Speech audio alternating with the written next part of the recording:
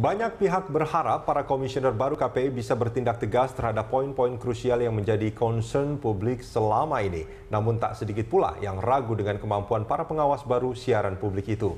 Lalu bagaimana seharusnya para komisioner KPI berkiprah dan bagaimana pula negara memperkuat wewenang dan peran KPI? Kita langsung membahasnya bersama mantan anggota Dewan Pers yang kini menjadi pengamat media dan komunikasi Agus Sudibyo. Dan kami juga mengundang Anda pemirsa untuk berpartisipasi pada dialog kita pagi hari ini. Mas Agus, langsung saja ini kalau kita bicara soal penyiaran Mas, televisi dan juga media yang lain ya, tapi terutama televisi ini kan sesuatu media yang masuk ke ruang-ruang privat di dalam keluarga. Betul. Artinya dampaknya itu sangat luar biasa terhadap keluarga dan pada akhirnya pada kehidupan bangsa dan negara ini. Nah, kalau menurut Mas Agus, apakah selama ini sudah berjalan dengan baik atau sebetulnya banyak catatan yang harus segera diselesaikan? Ya, pertama saya mengucapkan selamat dulu pada 9 komisioner baru yang sudah terpilih oleh DPR. Ya. Selamat, dan kita harus berikan kesempatan pada mereka untuk bekerja. Ya. Terlepas dari kritik-kritik yang muncul di masyarakat gitu. Nah, ada beberapa hal yang memang urgent sekali untuk diinisiasi oleh KPI atau diselesaikan oleh KPI ke depan gitu ya. Misalnya soal isu tentang perpanjangan izin siaran. Oke. Itu yang paling menjadi concern masyarakat sipil sekarang. Tahun ini berakhir ya? Ya, gitu. Jadi saya kira KPI harus bisa menunjukkan bahwa KPI yang sekarang itu benar-benar independen, tegas, dan bisa determinatif dalam konteks isu perpanjangan izin siaran ini. Ini bentuk independen dan ketegasannya dan determinatifnya ini akan seperti apa, Mas? Yang bisa kita nilai bahwa ini memang independen, ini memang tegas. Kalau kita lihat di undang-undang itu kan fungsi KPI itu kan memberikan rekomendasi. Ya. Karena izin siaran sendiri diberikan oleh pemerintah gitu ya. Jadi saya membayangkan KPI itu tegas dalam arti begini. Jadi kalaupun perpanjangan izin diberikan oleh kepada satu televisi itu harusnya dengan catatan-catatan yang sesuai dengan hasil pengawasan dan pemantauan yang dilaksanakan oleh KPI selama ini. Oke. Jadi izin siaran itu tidak diberikan tanpa embel-embel apa-apa, tanpa syarat apa-apa, tapi dengan syarat-syarat yang itu adalah menjadi bagian dari wewenang KPI. Gitu. Oke, jangan diberikan begitu saja gitu ya. Artinya ya ini demi bisnis segala macam, ini di luar hal-hal yang negatif ya, tapi ini betul-betul atas catatan KPI selama 10 tahun ini. Betul. Jadi dan maksud saya begini, kalaupun KPI itu memberikan rekomendasi perpanjangan izin siaran, itu murni karena independensi KPI melihat TV ini layak begini, kelemahannya begini, bukan karena disuruh, bukan karena pesanan dari industri gitu. Itu independen itu seperti itu menurut saya ya. Independen itu tidak harus membatalkan izin siaran. Tapi kalau memang luar biasa ya perpanjangannya tidak memberikan izin siaran itu juga harus dibuka opsi itu. Tapi kalaupun memberikan perpanjangan izin itu independen dalam arti tidak ada yang nyuruh, tidak ada yang sponsori, murni itu karena assessment penelitian dari KPI atas kelayakan izin siaran dari TV-TV ini. Nah, kalau dari pernyataan itu kan menarik, kelayakan izin siaran itu, Mas Agus. Nah, menurut Mas Agus sendiri, selama ini apakah penyiaran kita, ini banyak TV nasional gitu ya, apakah menurut Mas Agus sudah layak? Artinya memang sudah pantas untuk diserap, untuk dinikmati oleh masyarakat Indonesia termasuk anak-anak dalam hal ini? Atau sebetulnya banyak catatannya? Dalam beberapa hal sudah layak, sudah positif gitu ya. Jadi contohnya misalnya televisi memberikan kontribusi yang menurut saya lebih dari cukup dalam mendemokratiskan Indonesia ini.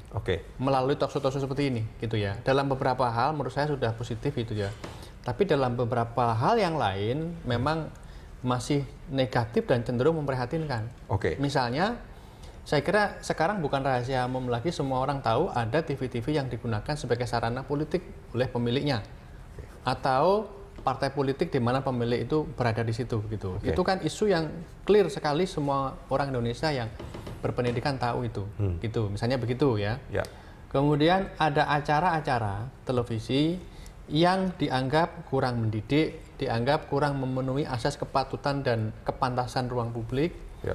atau lebih jauh lagi belum mencerminkan nilai-nilai keindonesiaan. Oke. Nah, itu. Terus kemudian Indonesia itu dari Sabang sampai Merauke, semboyannya adalah Bhinneka Tunggal Ika, gitu kan. Tapi sebenarnya kalau kita mau jujur, ruang penyiaran televisi kita sampai hari ini itu masih sangat Jakarta sentris, Jawa sentris, dan urban sentris. Padahal menurut data, masyarakat Indonesia itu lebih banyak yang tinggal di pedesaan. Tapi acara-acara televisi itu terlalu menonjolkan sensibilitas kelas menengah perkotaan. Nah, itu kan aspek-aspek yang menurut saya memang harus terus-menerus dievaluasi dan diperbaiki. Artinya kalau boleh saya catat ada 3. Yang pertama adalah kepemilikan media yang cenderung terlibat di politik ya. Betul. Itu akan Tapi tidak semua televisi begitu ya. Betul. Artinya kan ini ada beberapa catatan bagi televisi-televisi tertentu gitu yang harus mendapatkan catatan. Terus kemudian ada konten acaranya juga ini masih banyak yang kurang mendidik seperti itu. Padahal ini menarik. Saya coba baca tujuan yang di Undang-Undang Nomor 32 Tahun 2002 Pasal 3. Penyiaran diselenggarakan dengan tujuan untuk memperkukuh integrasi nasional. Betul. Itu yang tadi Jakarta sentris sebetulnya itu sangat kurang mencapai tujuan itu, harapan memenuhi. itu. Cuma misalnya kalau pemberitaan media gitu kan. Hari ini itu kan tahun depan itu kan ada berapa pilkada di Indonesia itu, puluhan pilkada. Tapi di ruang televisi kita kan yang dibicarakan kan pilkada DKI aja kan. Itu. Tapi kalau kita cek secara kode etik itu tidak melanggar kode etik karena ada news value kan. DKI, Ahok itu news value-nya tinggi gitu ya. Tetapi kalau kita lihat dari variabel yang lain ya, jadi tatanan informasi yang adil, yang Bhinneka Tunggal Ika tadi itu belum memenuhi. Tujuan integrasi nasional itu juga masih jauh dari situ. Masih jauh. Gitu. Artinya televisi belum memberikan kontribusi yang meaningful di situ. Nah, terbinanya watak dan jati diri bangsa yang beriman dan bertakwa, mencerdaskan kehidupan bangsa, memajukan kesejahteraan umum dalam rangka membangun masyarakat yang mandiri, demokratis, adil, dan sejahtera, serta menumbuhkan industri penyiaran Indonesia. Kayaknya yang terakhir aja ini yang baru tercapai ya, menumbuhkan industri penyiaran Indonesia. Televisi atau media apapun itu kan sebenarnya dualitas antara institusi sosial dan institusi bisnis, gitu loh. Nah, prakteknya itu seperti minyak dan air ini kan, sulit sekali kan satu pihak itu harus berjiwa sosial sekaligus berjiwa bisnis gitu ya. Tapi apa boleh itu yang harus kita wujudkan di televisi ini. Nah, dalam prakteknya itu masih terlalu dominan perwujudan media sebagai institusi bisnis. Bukan sebagai institusi sosialnya. Saya yakin kalau hari ini kita survei ke para artis yang suka menjadi pengisi acara televisi, mereka di pikiran mereka saya yakin televisi itu bisnis. Gitu. Nah, Mas Agus, ini kan menarik sebetulnya dari 3 hal tadi yang menjadi catatan bahwa kepemilikan media ketika pemiliknya itu berpolitik ini masalah kepemilikan medianya yang bermasalah. Kepemilikan media yang dimana pemiliknya secara instrumentalistik menggunakan media itu sebagai alat politik. Terus yang kemudian adalah konten-konten acaranya, yang kalau menurut undang-undang ini sebetulnya tidak mendidik bangsa kita menjadi punya watak dan jati diri yang baik lah seperti itu ya. Terus yang ketiga adalah masih Jakarta sentris. Solusinya apa yang harus dilakukan sebetulnya? Artinya ini kan menjadi PR para komisioner KPI. Apa yang harus dilakukan, Mas Agus? Regulasinya sudah more than enough menurut saya, mengatur itu tadi. Regulasinya sudah cukup? Menurut saya udah cukup ya, belum maksimal tapi menurut saya udah bisa menjadikan modal sebenarnya. Jadi di undang-undang, di P3SPS sudah ada. Gitu ya. Jadi sebenarnya tinggal penegakan aturan secara konsekuen. Hanya itu saja? Iya, menurut saya. Pengawasan KPI sudah melakukan pengawasan menurut saya lumayan ya selama ini. KPI itu kan cerewet banget kan terhadap industri. Menurut saya udah bagus di situ ya, gitu ya. Nah, sebenarnya tinggal penegakan aturan ini. Nah, itu yang pertama. Yang kedua, yang kita agak abaikan adalah literasi media. Jadi pendidikan tentang etika penyiaran, bahwa pendidikan televisi itu adalah institusi sosial itu bukan hanya diajarkan kepada masyarakat, tapi juga diajarkan kepada para pengiklan, Oh, oke. Biar pengiklan itu lebih selektif ya, placement itu di acara-acara TV yang bagus dong, gitu loh. Sehingga acara-acara yang jelek itu akan tereduksi dengan sendirinya. Gitu. Tapi masalahnya justru acara-acara yang jelek itu banyak peminatnya kan, Mas Nah, Agus? justru karena itu pengiklan itu harus dididik. Jangan hanya melihat rating dan share meskipun dua hal ini penting. Oke. Lihat juga aspek yang lain. Gitu. Kan bagi pengiklan kan pengennya dilihat sama banyak orang. Tetapi kalau acaranya buruk, itu kan sebenarnya berdampak negatif terhadap image building dari produk yang diiklankan. Itu kan teori dalam periklanan juga begitu, gitu.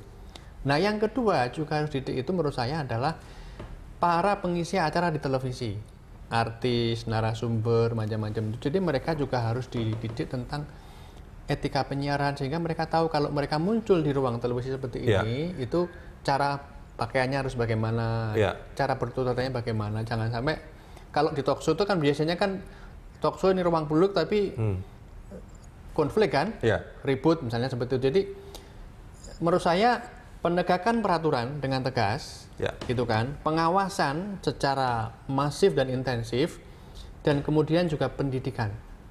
Itu tiga paket yang menurut saya harus berjalan seiring. Oke, ya ini kan menarik sebetulnya kalau kita melihat acara-acara televisi nasional banyak yang memang mendidik, memberikan banyak informasi yang baik untuk kita. Tapi juga nggak sedikit juga dan yang ditonton oleh banyak orang adalah aksi bodoh-bodohan dalam tanda kutip.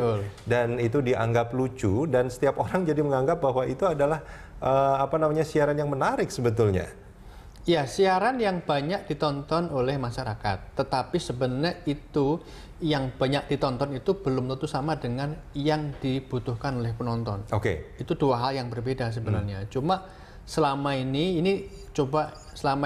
disamaratakan aja ini, bahwa yang paling banyak ditonton itu pasti yang dibutuhkan. Padahal belum tentu.